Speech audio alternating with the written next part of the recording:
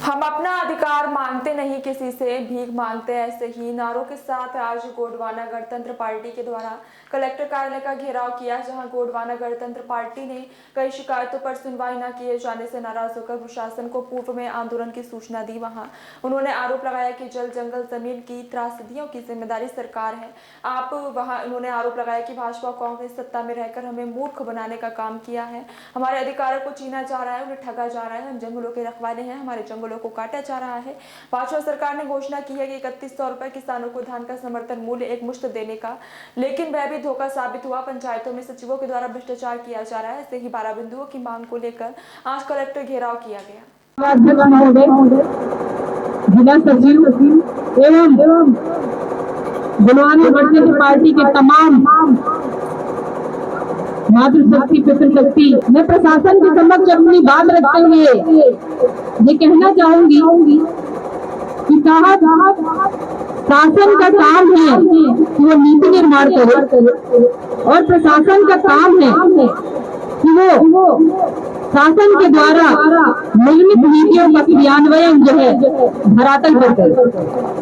परंतु मुझे लगता है कि ग्रामीण परिवेश में रहने वाला वो प्रत्येक व्यक्ति जो शासन और प्रशासन की ये इच्छा लिए बैठा हुआ है कि उनकी जो जन समस्याएं हैं उन पर त्वरित कार्यवाही होगी, परंतु ये कहीं न कहीं ये मुख्य साबित हो जाता है जब हमें बार बार तनाजी के राम जी उनका ये जिला है और उन्होंने मुझे कहा है कि वो लगातार अभी 10-15 दिनों से प्रदेश के दौरे में थे।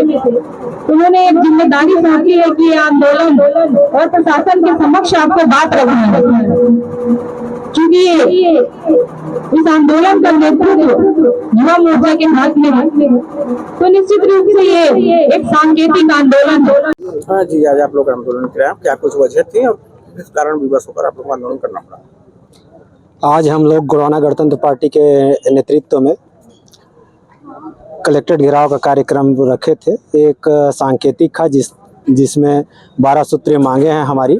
उसमें क्षेत्र के जनहित मुद्दों को लेकर के हम लोगों ने मांग रखे हैं।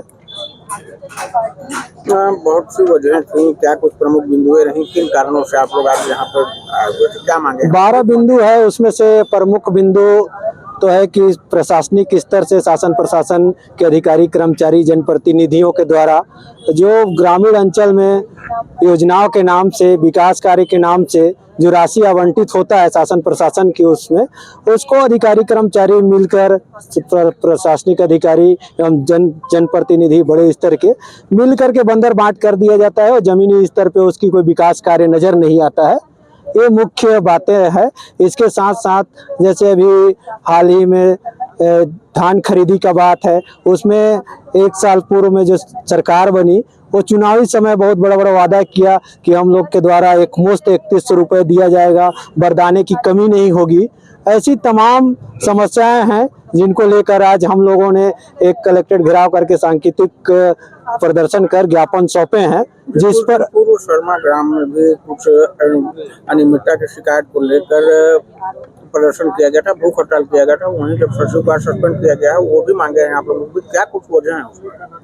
जी, उसमें मांग यह है कि निलंबन कर देने से हम संतुष्ट नहीं है।